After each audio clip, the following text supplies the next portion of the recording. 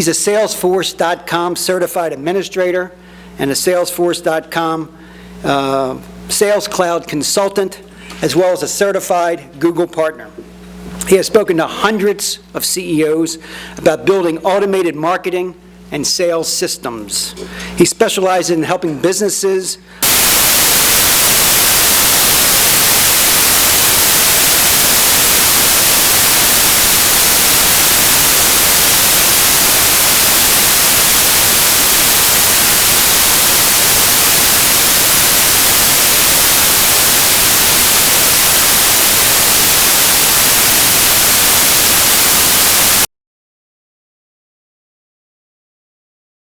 Thank you very much, ladies and gentlemen. Thank you, Doug, for having me here today. I was honored to hear that list of speakers that you've had address this group before. To be among them, that's a first for me, so I'm really excited to be here today. Everybody's loaded up on chocolate cake and mashed potatoes now, so you can sit back and kind of doze off as I as I drone on about the CRM. Most people, when they hear acronyms like that, they sort of roll their eyes and say, oh boy, another technology talk. This won't be one of those. I'm going to keep this very high level.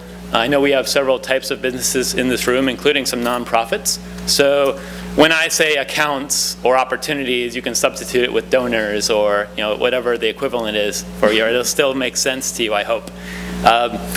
We have about 45 minutes. I'm going to try to keep it short here today. I'm most interested in the questions that you have for me at the end. So Doug's going to wave me down when we have about 10 minutes, and he'll cut me off, and we'll ask questions and answer those for the rest of the remainder. But we should have you out here no longer than 45 minutes. And what I thought today, so the topic of my talk that I give around the country to CEO groups like this is the 6 reasons why CRM fails. Sort of a negative spin on it. I like to modify it a bit and tell you some good things about CRM too. It's not all bad. What I'm going to tell you though is I do a lot of consulting for B2B companies that use CRM or aren't using CRM and need to be.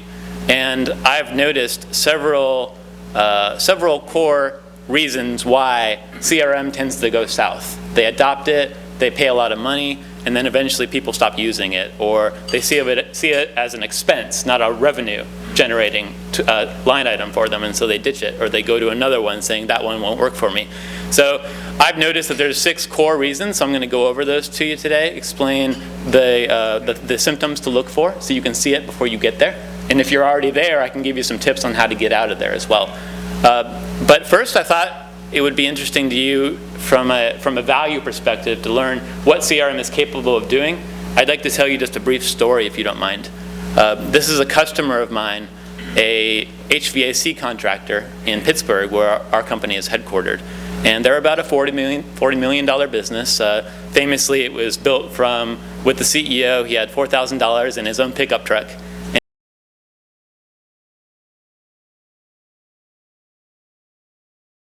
Stop at 40, of course. His goal is to get to 100 million right now. That's his ceiling, his shooting for in the next several years.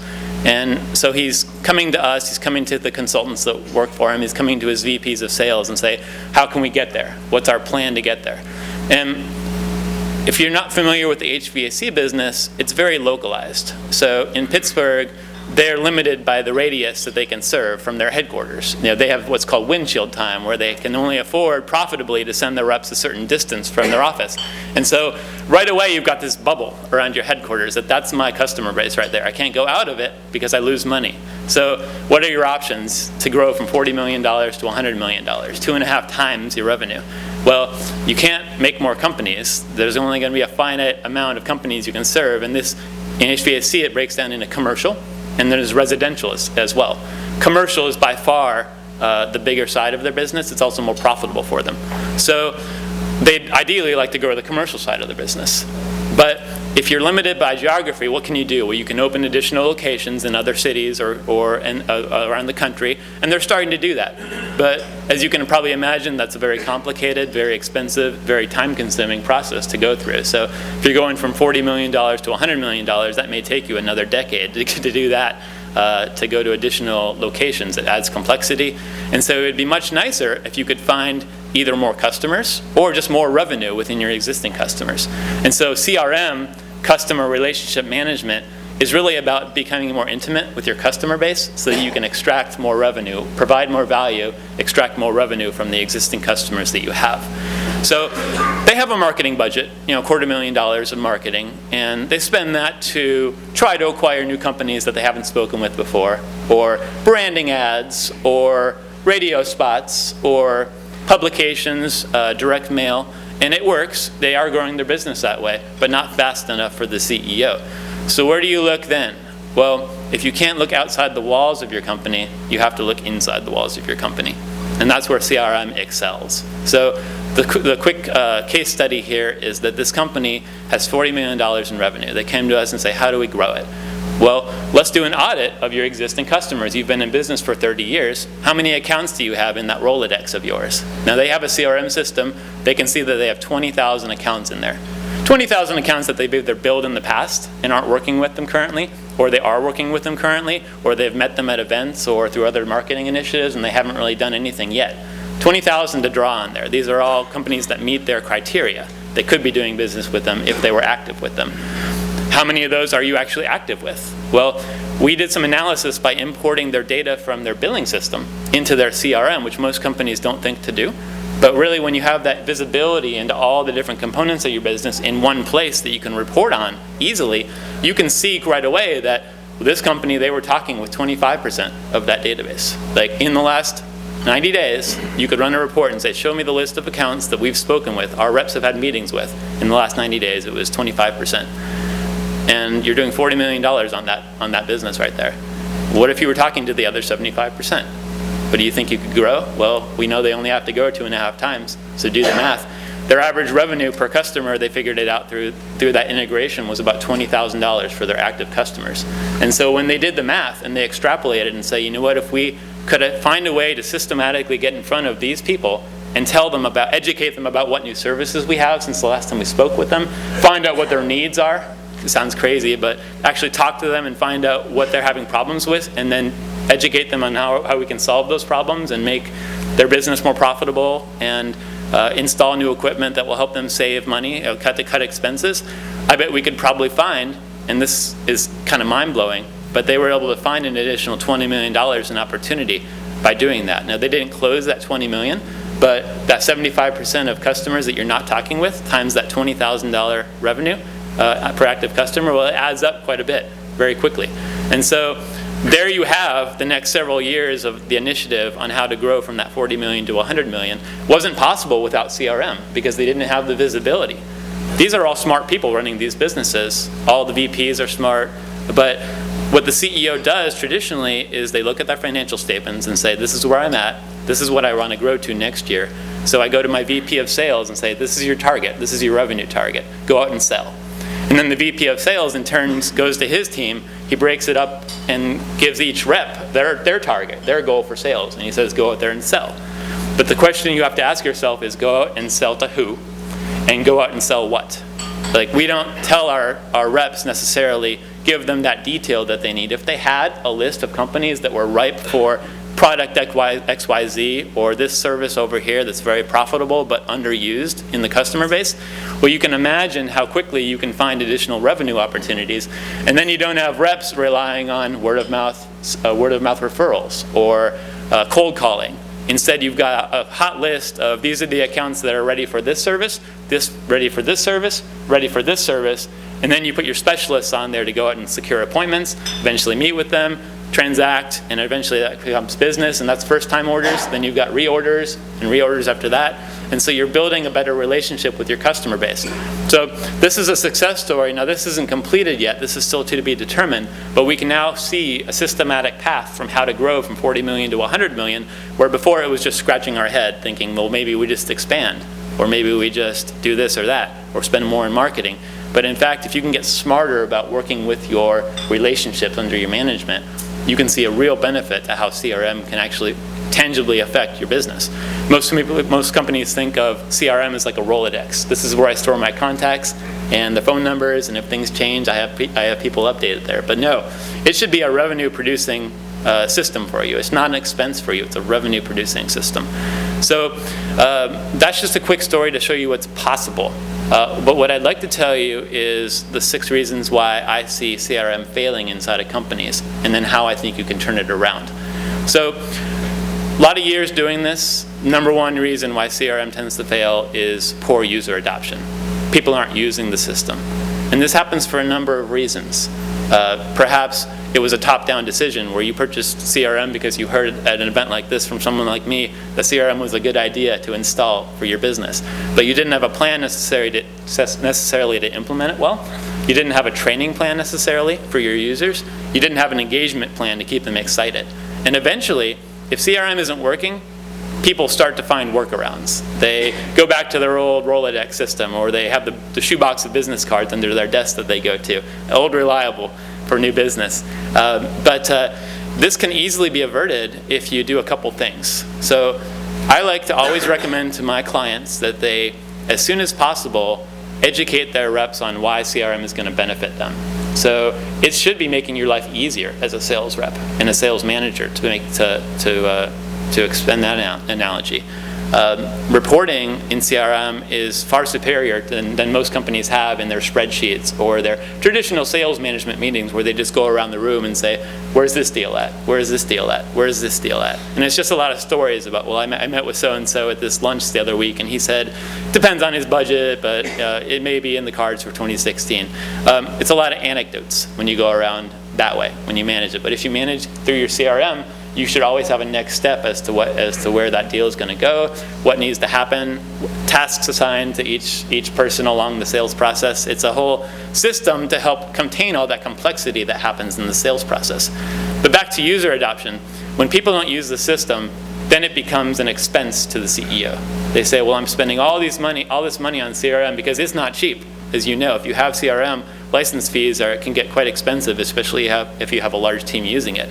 So it has to be producing revenue or show you the return in order for it to make financial sense for you. If your users aren't using this system, it's probably because they don't understand how it's going to benefit them. What I like to recommend is that CEOs try to tie the either financial compensation to their reps or their people using CRM, or even better than that, actually assign objectives that you can manage by. We call them MBOs, or management by objectives. And when you start to break it down beyond just sales, like I know I need to close $1 million in business, but to get to that $1 million, I know that I need to have this much in proposals. And to have this much in proposals, I need to have this many presentations. And on and on and on, back to an earlier stage. It could be like the amount of money you're putting into marketing. That could tell you how much you need to be spending to produce that $1 million in sales. Or for a sales rep, and this is where it becomes very simple, is you can probably back that up to say, here's how many appointments I need to be on. First-time appointments with new companies, to expect 20% of those to turn into a presentation, 40% of those to turn into a proposal, 60% of those proposals to turn into sales.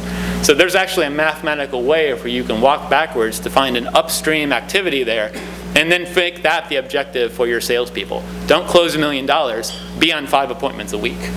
And that's a much more easier thing to swallow as the sales rep. If you can, and then CRM, great at tracking appointments, great at tracking events. And so you can easily run a report and say, well, you're at 1 out of 5. How can we get that up? What are some ideas? And then you have something that's easy to solve. It's not $1 million problem anymore. It's a 2 appointments a week or 3 appointment a week gap that you just have to fill. So maybe I need to boost my marketing to get that, or maybe I need to send you to more events with our customers, or so and so and so. There's all kinds of options you can go from there. But I find that users get excited when they find that you can take that daunting challenge of how do I hit my sales goal for the year and just break it down into something a weekly goal that they look at. You put it on a dashboard in your CRM, and then you just manage on that in your sales meetings week to week. So it's a lot about simplifying for user adoption. But by far, I see that's the number one reason why companies tend to fail with CRM. Number 2 is similar. It's a lack of support. So if you have CRM, what was your training plan when you implemented it? Or how long did you plan for CRM implementation to take? Was it something that you expected to be done in a couple weeks? I can tell you from experience that most CRMs take years to get installed and then working very, very, very well. It takes a lot of trial by error, a lot of running into problems and solving them, customizing your CRM to do things that you hadn't even imagined when you bought it that there would be problems or constraints in the system.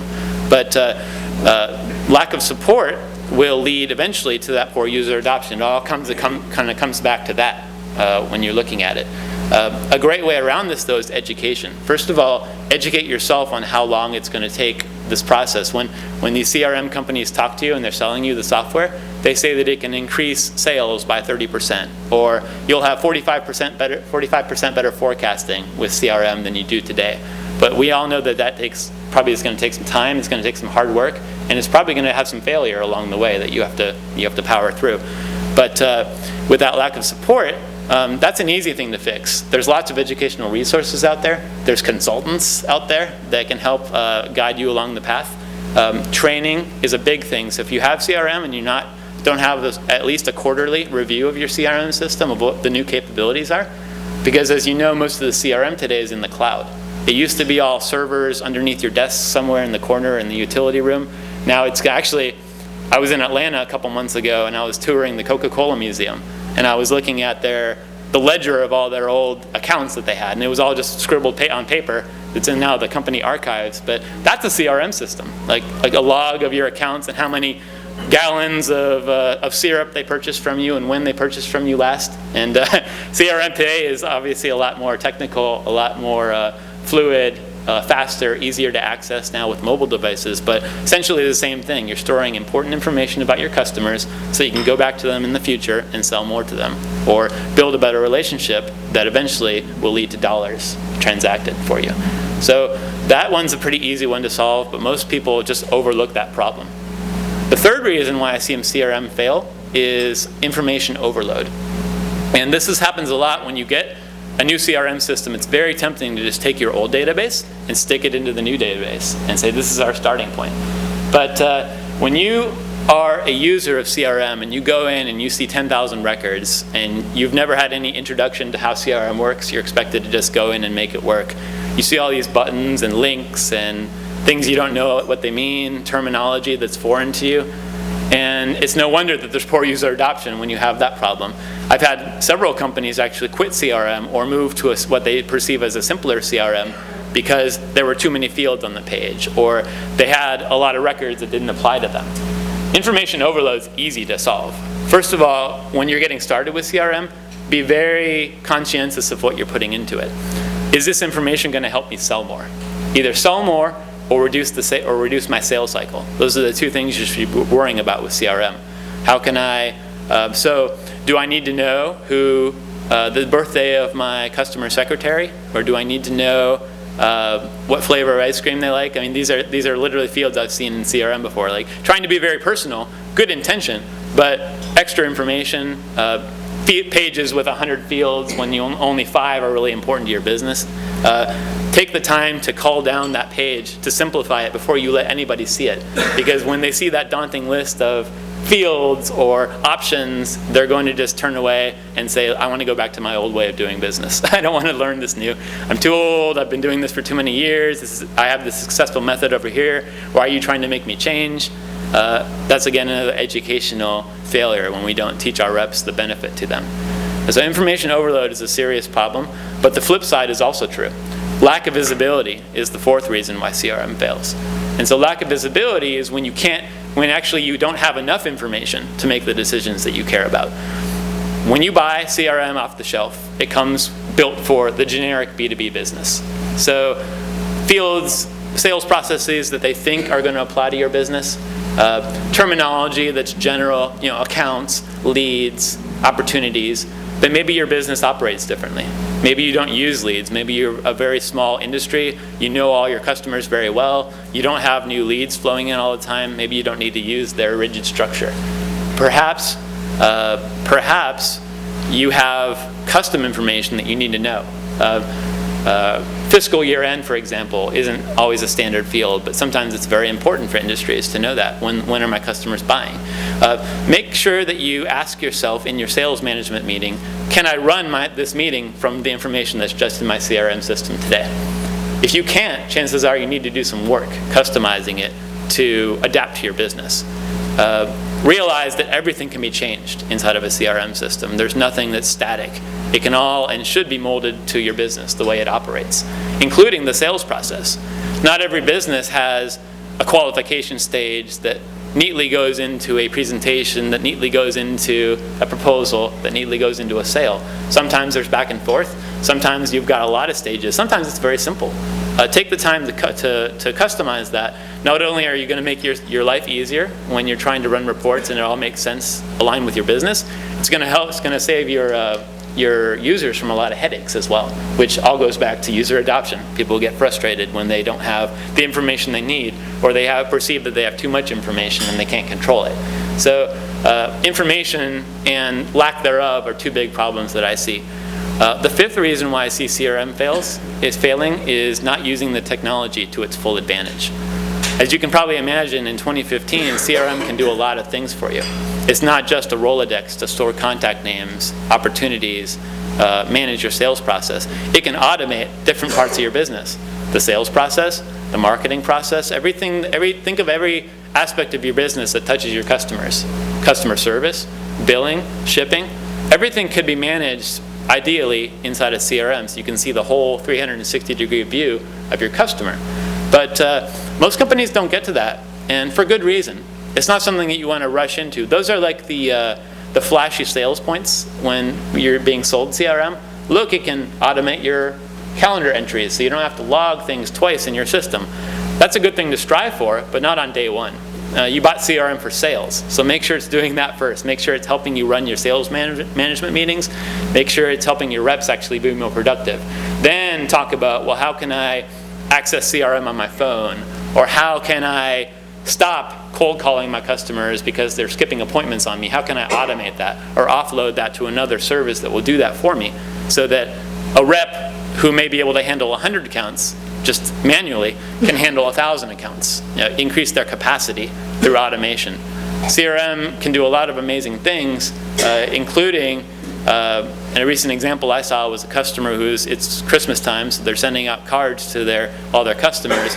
Well, they've got 20,000 customers. How are they going to write that many cards handwritten? They can't, but they want to be personal with their customers, and so they use CRM, and they outsource that to a pretty unique service that actually writes with a robotic hand, like writes out on cards and mails them in the mail to customers.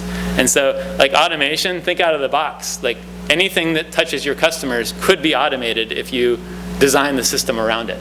So there's a lot of cool things you can do, but companies rush into CRM and they get to that point thinking, how do I get to the robots and the and the mobile phone?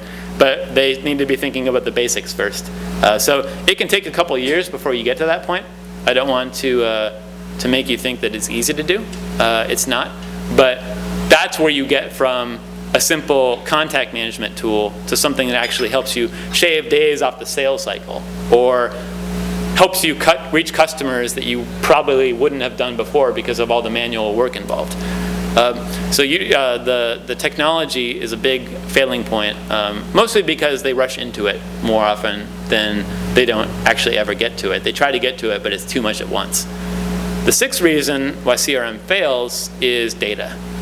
Data is at the heart of everything in CRM. When you strip away all the fancy features, it's really just a database, a list of names, numbers, dollar values, data points. And data, if left to grow by its own, you have 100 reps entering in information every day, eventually it's going to get out of alignment. People are not going to follow the rules. Eventually, over time, you're going to get customers that have moved on to other companies and they're no longer valid, or information that's entered incorrectly, and then you're making decisions based on bad data. And that's actually worse than not having a CRM. It's like when you think you're making the right decisions, but you have bad information in there, that's like the killer. So what you want to do there is just set a couple of rules in place. First of all, take the time, anytime you bring on a new sales rep that's using a CRM, take the time to educate them, or have like a power user that you trust. Show them the ropes on how to use it, what you're expected to do from a data entry perspective. That's going to save a lot of headaches for you later on when you're trying to clean a database and you have to pay a consultant a pretty high hourly fee to come do it for you. CRM can police a lot of this for you. It can require certain fields to be filled out in certain ways, or won't allow people to backdate their opportunities to make their month look a little better than what it actually is. It can actually control a lot of that for you, but it's a good practice on a quarterly basis to do like an audit of your customer database. Say, how many companies am I missing this field for, this vital field that I must have to do my job well? How many of those haven't been filled in? And then you can come back and backfill those. You can either assign somebody internally to do that, or you can outsource it to a firm that does that. All this is possible. Just keep in mind that you don't want to let it go for more than 90 days probably without being looked at and scrutinized.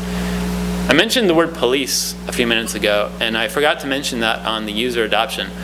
There's a fine line that you don't want to cross when you're implementing CRM, and that's you don't want to police your users. If they perceive that you're trying to enforce certain rules on them just for the control aspect of it, that's a big point of resentment that I've seen in the past. Companies have lost sales reps because they felt that they weren't allowing them the flexibility or them to flex their own skills as a salesperson. They were trying to box them into this rigid structure. So just make it known that all the things that you're doing are designed to either increase sales, reduce the sales cycle, make their lives easier as sales reps, and then educate them along the way, keep them in the loop. That's the best way to bypass all these problems, is education and just communication.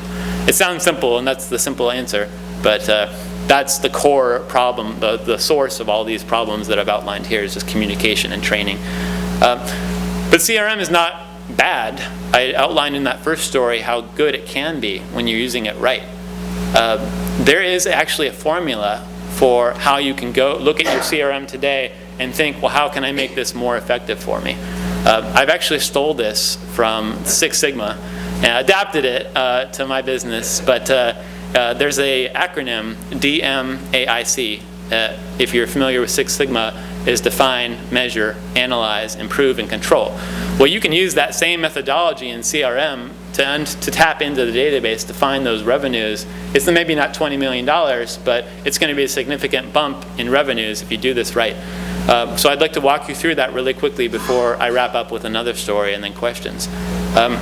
Define is about defining the defects in your current system. The system is a series of ordered and value-added steps to reach a desired goal. The CRM system contains all the complexity that's going on in the sales cycle. If you can define, though, where it's breaking down, where it's hindering you from doing your job as a sales manager or as a sales rep, and you can then actually quantify what that's costing your business in terms of revenue. If you can put numbers to this defect, so in that first case, it was I can't see how many accounts my reps are currently active with. And so that was a simple fix for us. We said, well, what if we took from your billing system and we married that data together, we could see how many accounts are being ignored and what the dollar value was. So when we came to the CEO and said, we found $20 million for you, would you be interested in exploring this? It was a yes. It was not a, we want to customize your CRM because we think we can make your reps more productive. No, it was a dollar value. So we said, we can mathematically prove that you have $10 to $20 million in your pipeline right now that you're ignoring. Well, that got their attention. And so when we defined it, and then we measured it, and then we identified it. So we identified it by, in that case, extracting the data from the billing system and showing that these are the accounts specifically that you haven't spoken with. So get a plan for getting in touch with them. In their case, they outsourced it for appointment setting. So they said, these are the 75% of my accounts I haven't spoken with. Get me an appointment with them. And then ask them these questions. Ask them if they've installed any new equipment in the last year. Ask them if they've had any problems with their competitors' solutions, which they, in some cases, knew what their competitors, who was using their competitors, and so they could ask them. But they started to fill in the gaps on pieces of information they didn't know about their customers before.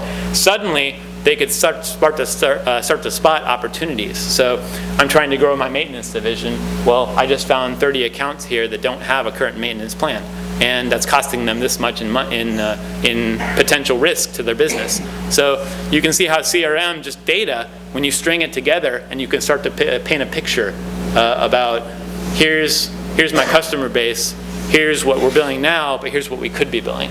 And that's what gets, in my experience, gets the CEO involved, gets the buy-in at the top level, which then dictates all the other operations below that. So everybody then starts to march in alignment, Instead of trying to do it their own way or doing it the way they've done it for 20 years on the phone, cold calling customers, now you have people all looking towards the same objective and say, look, if we just do this, this, this, and this, we'll get to that 20 million. So you've improved it, you've defined, you've measured, you've done the analysis. Now you want to do improvement. You want to be thinking about this as a recurring routine that you want to go through for your business. So you're not just looking for the quick fix right now. You're looking to implement this DMAIC, the Six Sigma process, to your normal way of doing business. So today it's 20 million, but in the future a defect might be my customer service is I'm getting a lot of complaints and I don't know how to handle this, or I'm getting a lot of returns on my products. How do I solve this? What's the defect in my CRM system? I can't see what the major complaints are, or I can't group them into solvable problems, for example. Whatever the case may be, you just want to refine this method over time. The final part in the process, though, is control. And this is important because you're not just doing this for your health, you're doing this to improve your business. And so once you've defined a defect and identified what it's costing you, and you've done the measurements and the analysis of it, you want to lock it into some sort of manageable component. And this is where dashboards or reports come into play in CRM. If you can, like my example before, if I know I want my sales reps on 5 appointments a week, we'll put it on a dashboard and measure performance against that number. Not the $1 million, just back to that 5 appointments a week.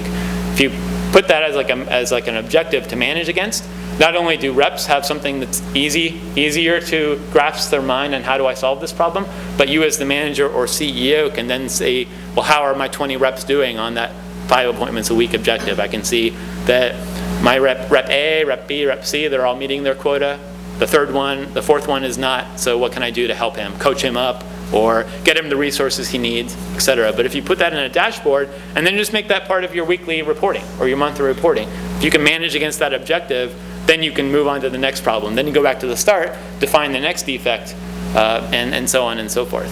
So that's the process that I use in a nutshell on how to solve problems for customers. And it's more than just how do I get my users to use CRM. It's more of like finding opportunity inside of CRM, and then we design the system on how do we get more of that, or how do we get them to reach that goal. There's another story that I'd like to share with you about another customer in a very different industry with a very different problem, but I think that drives home that point, that process very well. This is a company that manufactures complex equipment, winches, and et cetera, for the inland barge industry in the United States. And there's maybe 200 operators of barges in the U.S. The ones that run up the Mississippi, the tugboats that support them, these are equipment that you put on your boat to tie them together, to carry loads. And this is equipment that is complex and expensive. It's also a safety risk, because if this equipment is used improperly, people get maimed, people get killed, and so it's a safety risk as well. They don't have a big audience. They have 200 or so core customers that can buy from them. But they were trying to grow from $8 million to $16 million, trying to double their revenue. And they said, what is the defect in my current reporting? Well, of those 200 accounts, I can't see when they're up for renewal. You know, this equipment is on the river, it degrades over time. As it degrades, you need to be thinking about replacements or upgrades to it. It's a safety risk if you don't. You can have liabilities, lawyers get involved, it gets expensive. And so they said the defect is I don't know when my reps or when my accounts are going to be up for renewal. If I knew how old the boats were that they were operating, if I knew what their horsepower was, if I knew these key pieces of information and it was in my CRM, I could then run a report and say these are the 50 accounts that are ready for renewal in the next year. These are the 25 accounts that are ready for renewal in the next 2 years. These are the accounts that are ready for renewal, et cetera, et cetera. They have a small sales team of 3 people. So how can they handle all those accounts? Well, simply you prioritize based on when they're up for renewal. You can offer them discounts, for example, to do it now. So that can provide a boost to your revenue today.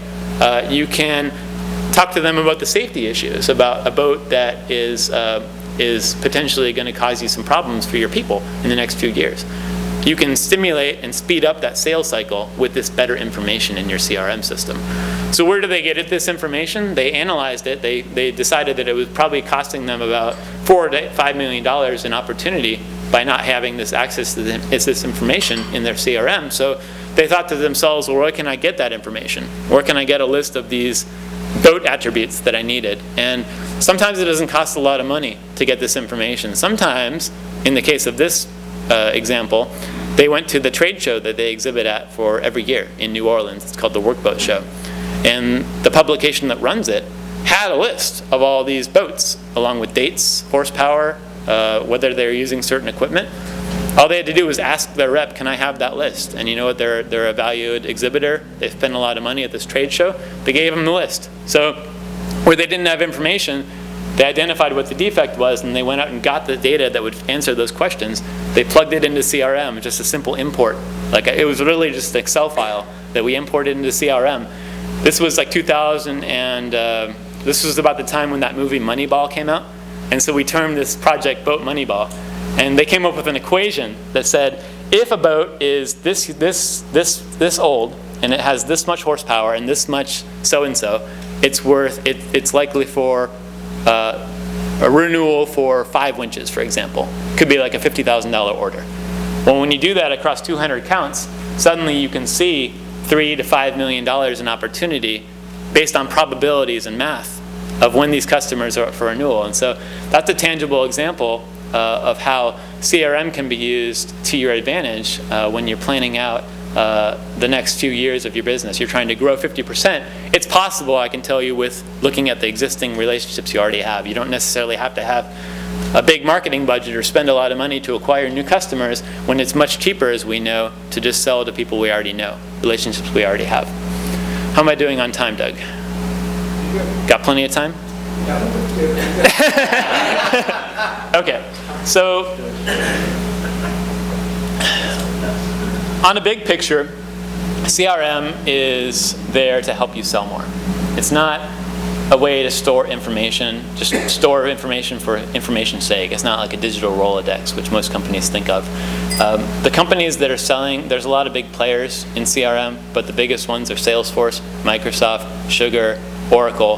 There's a few others, but those are the big players. And if I had to guess right now, I'd say maybe 75% of the businesses in here are using CRM, and about 50% of those are using Salesforce. Salesforce is the biggest. But all these things I'm talking about here today can be used with whatever CRM system you're using. You know, Coca-Cola could have applied the same principles before. It just would have taken a lot longer for them to do it on paper. But all these things are proven systems that over my years I've seen lots of revenue found in CRM systems, and reps selling more than they've ever sold before because of a system that supports them as opposed to hinders them or slows them down, which is often the perception. The companies that are selling this are telling you that you're going to get those 30% increases in sales, 50% increases in forecast. But what I like to think of is like a chasm. Like you are where you are now, wherever you are. You've bought CRM and you're trying to make it work for you, or you've bought it and you failed with it and you're trying again, or you don't have CRM at all. And then there's where you want to be, which is that land of prosperity with the 30% increases and everybody's happy and making money, and the system is telling you where your opportunities are. In between, there's what I call the implementation gap. The implementation gap is if you don't have a plan to cross that chasm, that's where you end up.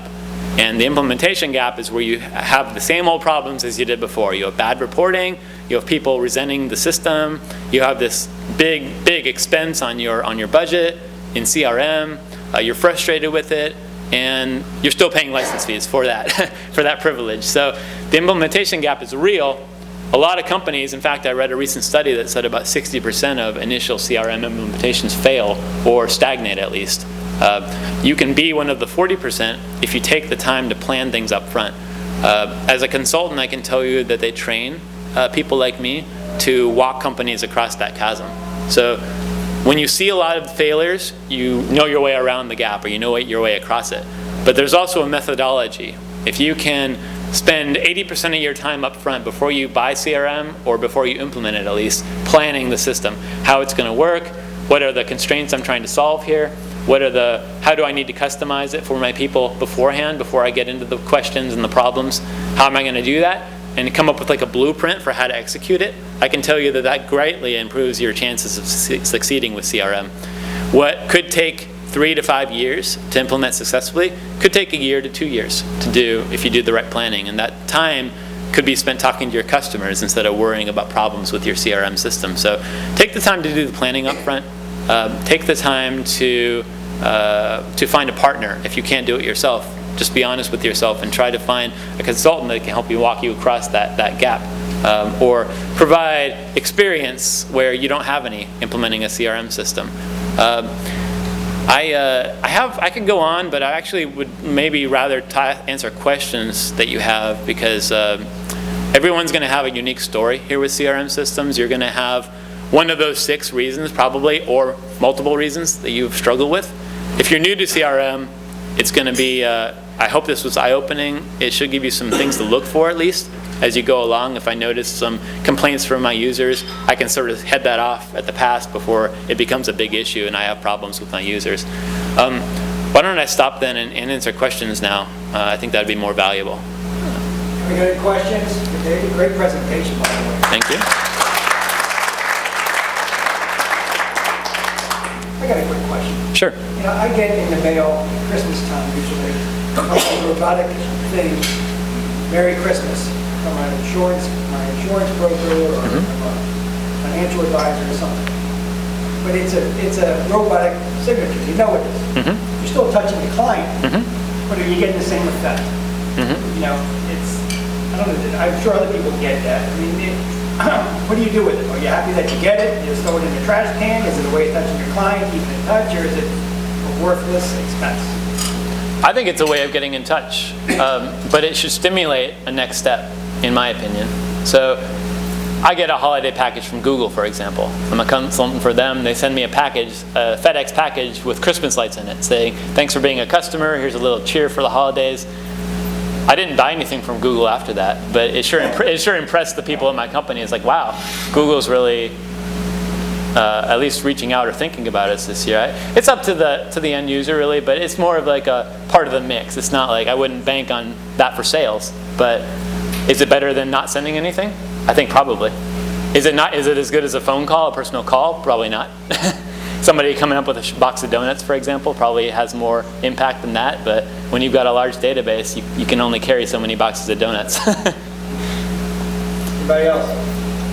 Yes. Dave, you talked a little bit about not chewing off too much or expecting too much, and I think you dove into that. You did talk a lot about integrating the financial piece of it, which is a big leap. Yes. You know, so a lot of your value propositions coming from that integration. Could you speak a little bit before that? What are some of the milestones and wins that people can appreciate?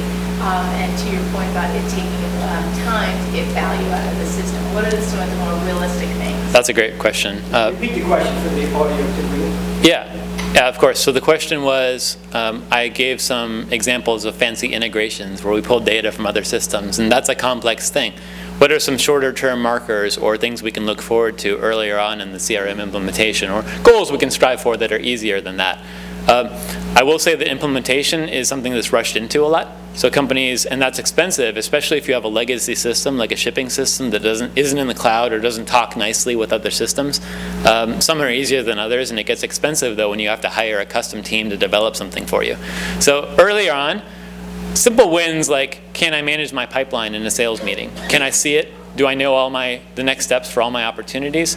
Are those believable? Do I believe my sales reps? Are they entering information incorrectly? Can I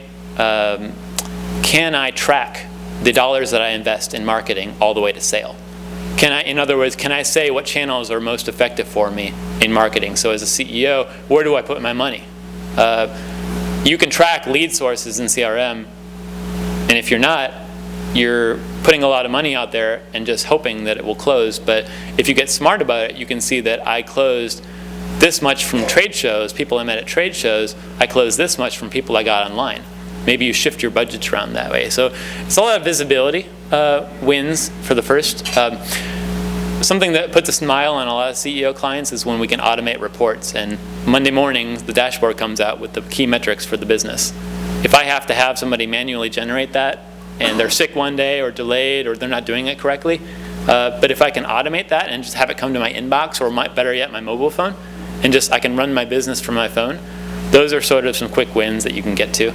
There's a few others, but those are key ones. You got to be able to manage leads and marketing spend, and then you also ultimately got to be able to see activities in your sales pipeline.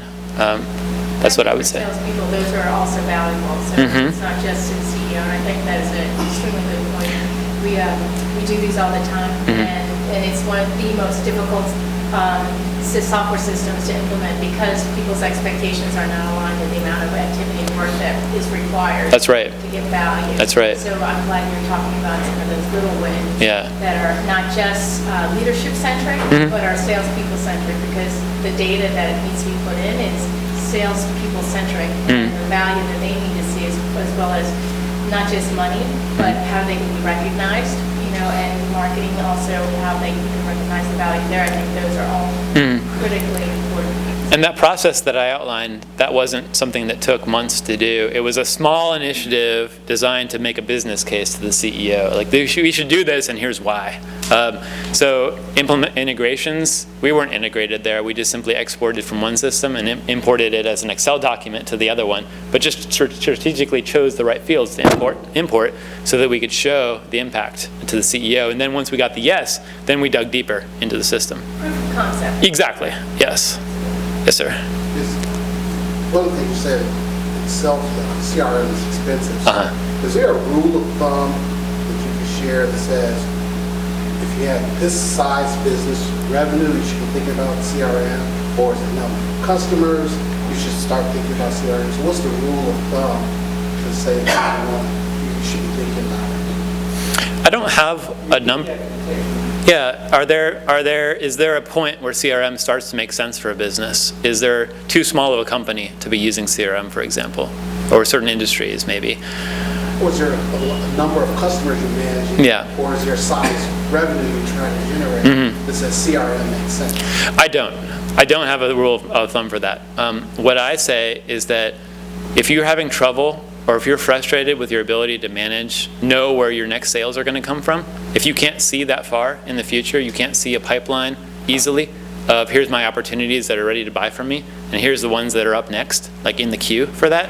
If you're having trouble with that, that's what CRM is built for, primarily for sales. It can do all kinds of other things, but primarily it's helping you systematize and make visible your entire sales process. So if you're managing it on paper or spreadsheets and it's working for you, then keep doing that.